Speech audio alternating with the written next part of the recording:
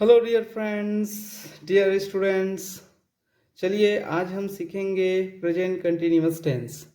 तो स्वागत है आपके हमारे इस educational video English with Jagdish में। जानते हैं प्रेजेंट कंटिन्यूअस टेंस को हम कैसे पहचानेंगे और फिर उसका क्या फॉर्मूला होगा और कैसे इसे हिंदी से इंग्लिश में ट्रांसलेट करेंगे। चलिए देखते हैं। सबसे पहले जान लेते हैं कि हम प्रेजेंट कंटिन्यूअस को हिंदी में कैसे पहचान पाएंगे। तो देखिए दोस्तों, जैसे ही कोई सेंटेंस लिखा हुआ दिखाई दे तो हमें उसमें एक क्रिया जरूर दिखाई देगा और क्रिया के लास्ट में अंत में हमें रहा है, रही है, रहे हों, रहा हूँ, रही हूँ, इस तरह से लिखा हुआ दिखाई देगा। इससे ये पता चलता है कि कोई भी कार्य कैसे कंटिन्यू है, जारी है। तो देखिए, कोई भी कार्य वर्तमान में जारी रहता है तो वह प्रेजेंट कंटिन्यूअस टेंस का वाक्य होता है। और हम जानेंगे कि इसे इंग्लिश में कैसे बनाया जाए। हम बताते चलते हैं आपको कि प्रेजेंट कंटिन्यूअस की बात जहाँ तक है तो अफर्मेटिव, नेगेटिव और इंट्रोगेटिव, ये तीनों तरह का सेंटेंस हम बनाते चलेंगे, सीखते चलेंगे। तो हर तरह के सेंटेंस बनाने के लिए उसके अपने अपने फॉर्मूला होते हैं और उस फॉर्मूला को हमको फॉलो करने हैं।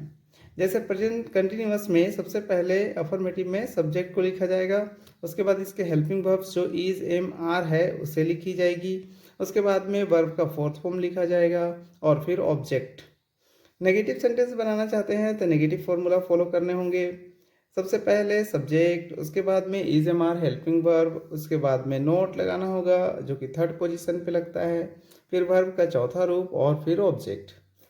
इंट्रोगेटिव की बात करें तो सबसे पहले हेल्पिंग वर्ब को लिख दी जाएगी इज, एम, आर, जो कि हर टेंस में इंट्रोगेटिव बनाते समय हेल्पिंग वर्ब को ही पहले लिखी जाती है। इसमें is, am, are helping verb है तो इसे पहले लिख देंगे। उसके बाद में सब्जेक्ट लिखी जाएगी, फिर वर्ब का चौथा रूप और फिर ऑब्जेक्ट, लास्ट में क्वेश्चन मार्क जरूर देंगे। इस तरह से इंट्रोगेटिव लिखी जाएगी। अब जानते हैं कुछ और नोट्स। कब किसे लिखें, कौन सा हेल्पिंग वर्ब कहाँ कहाँ यूज होगा। तो देखिए, कोई बड़ी बात नहीं है। यहाँ पे देख सकते हैं सब्जेक्ट के रूप में अगर आपको कभी भी आई दिखाई देता है तो हम हेल्पिंग वर्ब के रूप में एम का सिलेक्शन करेंगे। उसके बाद में अगर हमको सब्जेक्ट में ही, सी, ईट या किसी का भी नाम दिखाई दे, सिंगल नाम, तो इज का सिलेक्शन कर लेंगे हेल्पिंग वर्ब के रूप में। और अगर यू, वी, दे या कोई दो नाम, दो से अधिक नाम दिखाई देते हैं सब्जेक्ट के रूप में तो हम आर को लगाएंगे, आर लिखेंगे। तो इस तरह से इज, एम, आर का सिलेक्शन कर ली जाएगी। इसके बाद चलिए चलते हैं सेंटेंस की तरफ। प्रेजेंट कंटिन्यूअस के सेंटेंस कुछ इस तरह से होते हैं। देखिए, रानी गीत गा रही है।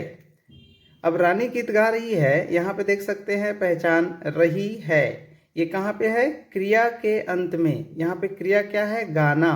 तो गा रही है तो ये कंटिन्यू है, कार्य जारी है। इससे पता चलता है कि ये प्रेजेंट कंटिन्यूअस टेंस का वाक्य है। इसको इंग्लिश में कैसे बनाएंगे, बिल्कुल रूल्स को फॉलो करते हुए। हमारा रूल्स क्या था, रूल्स था कि सबसे पहले सब्जेक्ट चाहिए। अब इसमें हमको देखना पड़ेगा कि सब्जेक्ट है क्या। सब्जेक्ट इसमें है रानी, क्योंकि सब्जेक्ट हम उसी को बोलते हैं जो किसी कार्य को करता है। यहाँ पे गाने का कार्य हो रहा है और गा कौन रही है, रानी गा रही है, तो रानी इसकी क्रिया हो, सब्जेक्ट हो गई। उसके बाद में रानी को हम यहाँ पे इसकी इंग्लिश लिख देंगे, तो रानी की इंग्लिश रानी हो गया। उसके बाद में हमको रानी के हिसाब से हेल्पिंग वर्ब सिलेक्शन करना पड़ेगा, जिसमें हमारे पास हेल्पिंग वर्ब है इज, एम, आर। तो बताइए इज, एम, आर में से क्या यूज कर सकते हैं। रानी है तो रानी एक नाम है और एक नाम के साथ इज लिखते हैं, इसलिए हमने यहाँ इज लिखा। उसके बाद में देखिए, वर्ब का फोर्थ फॉर्म चाहिए होता है। वर्ब का फोर्थ फॉर्म कहने का मतलब वर्ब की फर्स्ट फॉर्म और उसमें आईएनजी लगा देना है, तो इससे वो वर्ब का फोर्थ फॉर्म बन जाता है। तो गाना इसमें वर्ब है, गाना इसमें क्रिया है। तो गाने की जो इंग्लिश होती है वो सिंग होता है और सिंग में आईएनजी हमने लगा करके वर्ब का फोर्थ फॉर्म तैयार कर लिया, तो सिंगिंग। उसके बाद में ऑब्जेक्ट चाहिए होता है, लास्ट में ऑब्जेक्ट चाहिए होता है। तो ऑब्जेक्ट क्या है, गीत। जो इसमें बच गया वो गीत। इसमें क्या बच गया, रानी की इंग्लिश हो गई, हेल्पिंग वर्ब हो गया है और वर्ब हो गया, तो फिर लास्ट में बच जाता है हमारा गीत यानी कि ऑब्जेक्ट। तो इसे हम यहाँ लिख देंगे सॉन्ग। इस तरह से अफर्मेटिव सेंटेंस तैयार हो गए हैं। अगला सेंटेंस देखते हैं, मोहन नाच रहा है। मोहन नाच रहा है, इसमें कार्य कौन कर रहा है? मोहन। तो मोहन सब्जेक्ट हो गया और उसकी इंग्लिश हमने लिख दिया मोहन। उसके बाद में देखिए यहाँ पे हेल्पिंग वर्ब चाहिए है, इज एम आर में से एक, तो हमने इज लिखा क्योंकि यहाँ भी सिंगल नाम है, सिंगल नाम के साथ इज, हमने इज लिखा। उसके बाद में देख सकते हैं क्रिया क्या है, तो क्रिया यहाँ हो रही है नाचने की। नाचने की इंग्लिश क्या होती है? नाचने की इंग्लिश होती है डांस, तो हमने डांस लिखा जो कि वर्ब का फर्स्ट फॉर्म है और उसके बाद आईएनजी लगा दिया। आईएनजी लगाने से ये वर्ब का फोर्थ फॉर्म तैयार हो गया। तो dancing, Mohan is dancing, Mohan नाच रहा है, ये भी अफर्मेटिव है। अब नेगेटिव सेंटेंस की तरफ देखते हैं। नेगेटिव सेंटेंस में हम टीवी नहीं देख रहे हैं, नहीं आया, नहीं से ही पता चला कि ये नेगेटिव है। चलिए इंग्लिश में बनाते हैं। नेगेटिव बनाने के लिए नेगेटिव फॉर्मूला फॉलो करना पड़ेंगे हमारा। पिछले रिवर्स करके देख लीजिए आप कि वहाँ पे आपको नेगेटिव का फॉर्मूला मिलेगा। नेगेटिव का फॉर्मूला में कहा जाता है कि सबसे पहले सब्जेक्ट लिखी जाए। सब्जेक्ट क्या है इसमें? सब्जेक्ट मतलब कार्य करने वाला। कौन कार्य कर रहा है? देखने का काम कौन कर रहा है? हम ना। तो हम की इंग्लिश क्या होगी? हम की इंग्लिश होती है वी, हमने वी लिखा। उसके बाद में क्या चाहिए? रहा है, रही है, टेंस आ रहा है ना, तो हेल्पिंग वर्ब में इज एम आर है, तो इज एम आर में से क्या सिलेक्शन करेंगे? क्योंकि यहाँ पे वी आया हुआ है, सब्जेक्ट यहाँ पे वी है, तो वी के हिसाब से ही हमको चयन करना है इज एम आर में से एक। तो यहाँ पे आर का सिलेक्शन कर लेंगे क्योंकि वी के साथ आर लगाएंगे। उसके बाद में चूंकि नेगेटिव सेंटेंस बना रहे हैं तो थर्ड पोजीशन पे नोट लिखना जरूरी है, तो वी आर नॉट, नोट हो गया थर्ड पोजीशन पे। फिर क्रिया चाहिए, क्रिया का फोर्थ फॉर्म चाहिए, तो देखने का काम हो रहा है। तो दोस्तों प्रिय विद्यार्थियों देखिए, देखने की इंग्लिश तो बहुत सारी होती है, लुक होता है, वॉच होता है, शी होता है, लेकिन चूंकि टीवी देख रहे हैं तो टीवी देखने के लिए स्पेशली हम वॉच का प्रयोग करते हैं। तो ये वॉचिंग लिखा हमने यहाँ पे क्योंकि वर्ब की फोर्थ फॉर्म चाहिए तो आईएनजी लगा दिया, तो वॉचिंग। और उसके बाद लास्ट में ऑब्जेक्ट, तो इसमें ऑब्जेक्ट है टीवी, टीवी के लिए टीवी, टेलीविजन, नेगेटिव बन गया। मैं किताब नहीं पढ़ रहा हूँ, मैं किताब नहीं पढ़ रहा हूँ मैं। चलिए सब्जेक्ट चाहिए पहले, सब्जेक्ट हो गया आई। उसके बाद में हेल्पिंग वर्ब एम ले लिए क्योंकि आई के साथ एम लगता है।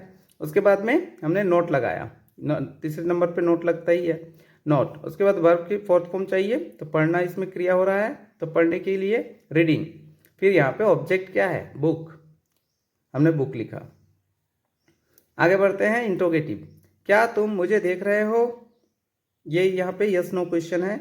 इंट्रोगेटिव, इसमें क्या करते हैं प्रिय विद्यार्थियों, आप जानते हैं कि इंट्रोगेटिव के फॉर्मूला में सबसे पहले हेल्पिंग वर्ब लगाए जाते हैं। तो इसमें सब्जेक्ट को ध्यान में रखते हुए हेल्पिंग वर्ब का चयन कर लेंगे। सब्जेक्ट यहाँ पे तुम है, तुम मतलब यू, तो यू के हिसाब से हमने हेल्पिंग वर्ब चयन करने हैं। तो यू के साथ तो आर लगता है, इसलिए हमने आर लिखा। उसके बाद में हमने यू लिखा क्योंकि तुम सब्जेक्ट है यू।